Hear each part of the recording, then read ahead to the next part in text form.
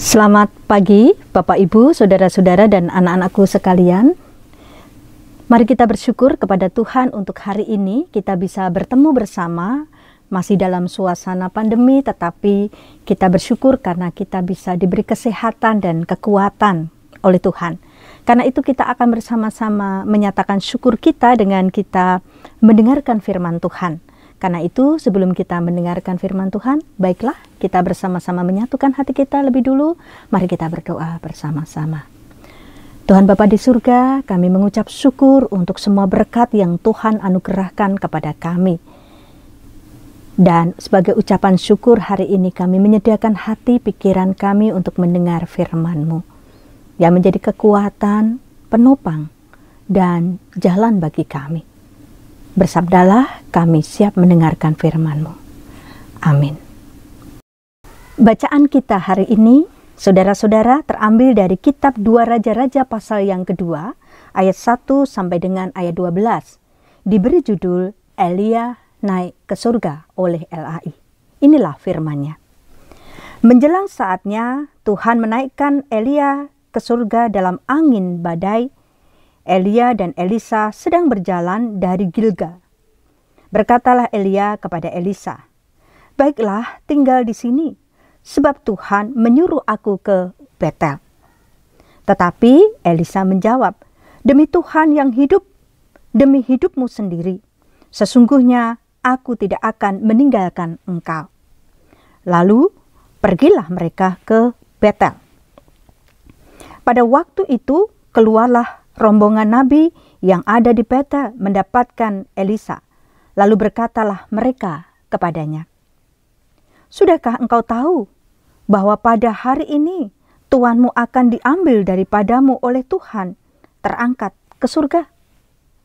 Jawabnya, "Aku juga tahu, diamlah." Berkatalah Elia kepadanya, "Hai Elisa, baiklah tinggal di sini, sebab Tuhan menyuruh aku ke Yeriko." Tetapi jawabnya, "Demi Tuhan yang hidup dan demi hidupmu sendiri, sesungguhnya aku tidak akan meninggalkan engkau." Lalu sampailah mereka di Yeriko. Pada waktu itu mendekatlah rombongan nabi yang ada di Yeriko kepada Elisa serta berkata kepadanya, "Sudahkah engkau tahu bahwa pada hari ini tuanmu akan diambil daripadamu oleh Tuhan, terangkat ke surga?" Jawabnya, "Aku juga tahu, diamlah." Berkatalah Elia kepadanya, "Baiklah tinggal di sini, sebab Tuhan menyuruh aku ke sungai Yordan." Jawabnya, "Demi Tuhan yang hidup dan demi hidupmu sendiri, sesungguhnya aku tidak akan meninggalkan engkau." Lalu berjalanlah keduanya. 50 orang dari rombongan nabi itu ikut berjalan. Tetapi mereka berdiri memandang dari jauh ketika keduanya berdiri di tepi sungai Yordan. Lalu Elia mengambil jubahnya, digulungnya, dipukulkannya ke atas air itu. Maka terbagilah air itu ke sebelah sini dan ke sebelah sana, sehingga menyeberanglah keduanya dengan berjalan di tanah yang kering. Dan sesudah mereka sampai di seberang, berkatalah Elia kepada Elisa, "Mintalah apa yang hendak kulakukan kepadamu sebelum aku terangkat daripadamu." Jawab Elisa, "Biarlah kiranya aku mendapatkan 2 bagian dari rohmu." Berkatalah Elia, "Yang kau minta itu adalah sukar. Tetapi jika engkau dapat melihat aku terangkat daripadamu, akan terjadi kepadamu seperti yang demikian, dan jika tidak, tidak akan terjadi." Sedang mereka berjalan terus sambil berkata-kata, tiba-tiba datanglah kereta berapi dengan kuda berapi, memisahkan keduanya, lalu naiklah Elia ke surga dalam angin badai. Ketika Elisa melihat itu, maka berteriaklah ia, "Bapakku, Bapakku!" Kereta Israel dan orang-orangnya yang berkuda. Kemudian tidak dilihatnya lagi. Lalu direngutkannya lah pakaiannya dan dikoyakkannya menjadi koyakan. Demikianlah firman Tuhan.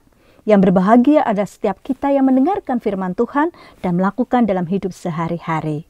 Amin. Saudara, tema kita hari ini adalah jalan menuju kemuliaan.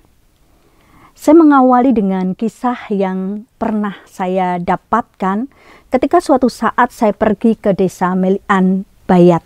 Waktu itu saya bersama dengan teman-teman mencari celengan dalam rangka aksi puasa Paskah. Lalu saya bertemu dengan pemiliknya dan terjadilah dialog di dalamnya. Saya bertanya, "Pak, gimana ceritanya kok bisa punya usaha seperti ini?" Lalu dia cerita, "Oh, ini dulu yang memiliki usaha itu bapak dan ibu saya, tapi waktu itu masih kecil, Bu." Lalu saya belajar bagaimana membuat gerabah, membuat macam-macam seperti ini gitu. Dan kemudian bapak ibu saya meninggal sudah lama sekali.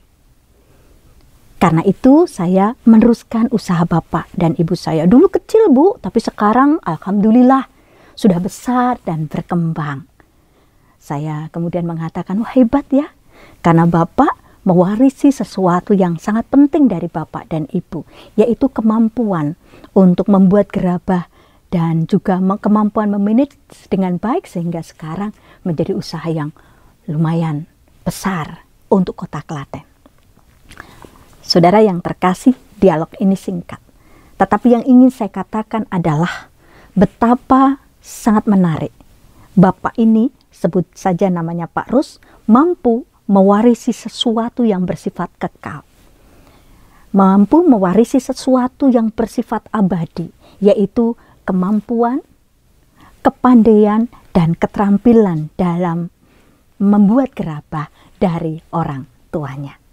Nah, saudara yang terkasih di dalam Tuhan Yesus Kristus, Elisa juga ingin mewariskan sesuatu yang dimiliki oleh Elia. Sesuatu yang bersifat kekal, sesuatu yang hebat yang ada di dalam diri Elia. Karena itu dia mengatakan, "Berikan kepadaku dua bagian dari rohmu. Aku ingin memiliki itu semua." Nah, pertanyaan menariknya adalah, Bapak Ibu, apa sih hebatnya Elia?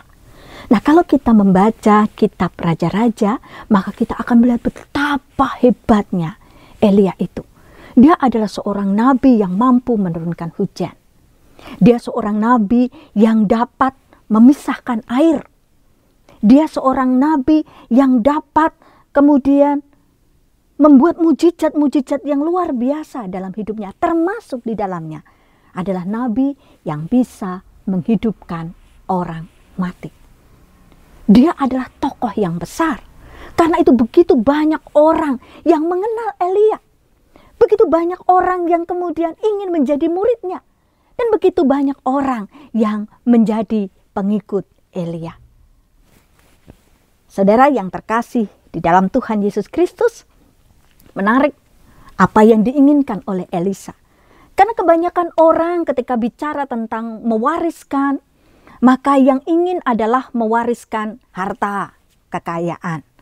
Dan itu banyak kita jumpai dalam hidup kita sehari-hari. Bahkan kasus belakangan ini, itu kemudian dikatakan ada anak yang kemudian memperkarakan orang tuanya gara-gara warisan. Karena ingin memiliki warisan, hak dari orang tuanya dan lain sebagainya. Maka orang bisa melakukan upaya-upaya dan kemudian tindakan yang di luar nalar kita dan hati kita. Karena ingin mendapatkan warisan. Bukan kepandaian. Bukan nilai-nilai yang abadi. Tetapi kekayaan duniawi. Saudara yang terkasih, karena itu penting bagi kita untuk mencoba mempergumulkan sebetulnya apa yang diinginkan oleh Elisa dalam hidupnya kepada Elia. Saudara yang terkasih di dalam Tuhan Yesus Kristus, dengan sangat jelas dikatakan kepada kita bahwa Elisa memiliki mimpi yang sangat jelas, yaitu dia memiliki mimpi ingin menjadi seorang hamba Tuhan. Sebagai seorang nabi seperti Elia. Memiliki wibawa, memiliki kekuasaan, memiliki kemampuan, dan memiliki karakter yang luar biasa. Sehingga melalui Elia, nama Tuhan dimuliakan. Nah, sekarang pertanyaannya adalah bagaimana caranya bagi Elisa untuk mendapatkan itu? Apakah sekedar hanya rasa pengen gitu ya? Atau kemudian dia tunjukkan dengan usaha yang keras luar biasa? Bacaan kita hari ini, saudara, menunjukkan kepada kita betapa kerasnya dia untuk meraih itu semua. Pada waktu itu Elia ingin melakukan perjalanan seperti perintah Tuhan. Dia ingin pergi ke Gilgal, dia ingin pergi ke Yeriko, dia juga ingin pergi ke Sungai Yordan. Dan kita ingat bahwa tempat-tempat ini adalah tempat-tempat yang penting. Karena kalau kita bicara Gilgal, kita bicara tentang bait Allah, di sana juga ada tempat untuk menyembah Allah. Kalau kita bicara tentang Yeriko, itu kota penuh kemenangan. Kalau kita bicara Yordan, kita bicara tentang sebuah tempat yang sangat penting dalam keimanan orang-orang percaya. Dan waktu itu, kemudian Elia akan pergi ke sana, dan itu perjalanan yang jauh. Karena itu kemudian Elia berkata kepada Elisa, "Udah Elisa, kamu di sini aja, karena aku harus pergi ke sana." Tetapi apa kata Elisa? Dia katakan, "Oh enggak, aku mau mengikuti engkau. Kamu mau pergi kemana? Ke Gilgal. Ayo aku ikut engkau." Ketika sampai di sana, mereka bertemu dengan nabi-nabi yang kemudian juga tahu bahwa saatnya akan segera tiba, bahwa Elia akan terangkat ke surga. Ketika sampai di Gilgal, kemudian Elisa bertanya, atau kemudian Elia kemudian bertanya kepada Elisa, "Apakah kamu akan tinggal di sini? Aku harus melanjutkan perjalanannya." Dan dia mengatakan, "Udah kamu di sini aja ya Elisa ya, soalnya aku masih jauh berjalan."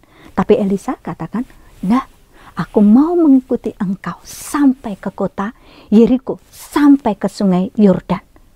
Saudara yang terkasih di dalam Tuhan Yesus Kristus, disinilah kita melihat keuletan, kesetiaan, dan juga kegigihan dari Elisa untuk mendapatkan apa yang dia inginkan. Bahwa semua itu tidak mudah. Dia harus melalui perjalanan bersama dengan Elia. Dan ini bukan hanya sekedar perjalanan, saudara. Tetapi melalui perjalanan itu, dia banyak belajar dari Elia. Dia banyak belajar dan melihat keteladanan Elia, iman, dan juga spiritualitasnya. Dia juga bisa melihat apa yang dilakukan oleh Elia. Pekerjaan-pekerjaan apa, dan dia bisa mengguru sama Elia dengan sangat baik. Dan dia terus mengatakan itu. Sehingga ketika dikatakan oleh Elia, "Udah kamu di sini saja." Tetapi dia katakan, "Tidak.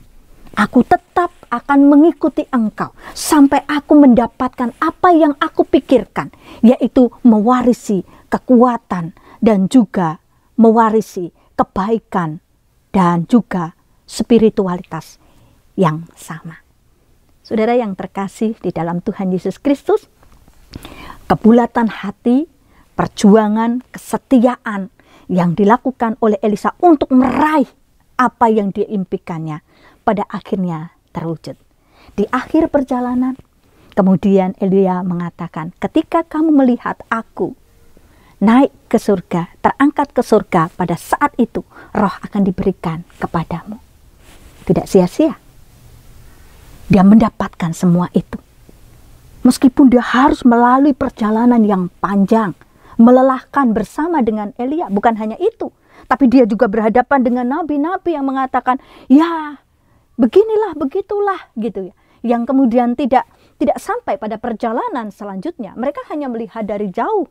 Ketika mereka menyeberang Sungai Yordan, Elisa dan Elia, mereka hanya tinggal di jauh dan kemudian menonton saja. Dan apa yang terjadi? Mereka nggak dapat apa-apa. Tetapi Elisa yang dengan setia berjalan mengikuti Elia, maka dia mendapatkan buah dari perjuangan hidupnya. Akhirnya dia melihat kemuliaan Tuhan, dan kemuliaan itu tidak hanya diberikan kepada Elia, tetapi juga diberikan kepada dia. Dan pada akhirnya kita akan melihat bagaimana Elisa juga menjadi hamba Tuhan, nabi Tuhan yang luar biasa. Saudara yang terkasih di dalam Tuhan Yesus Kristus, jalan menuju kemuliaan ternyata tidak mudah.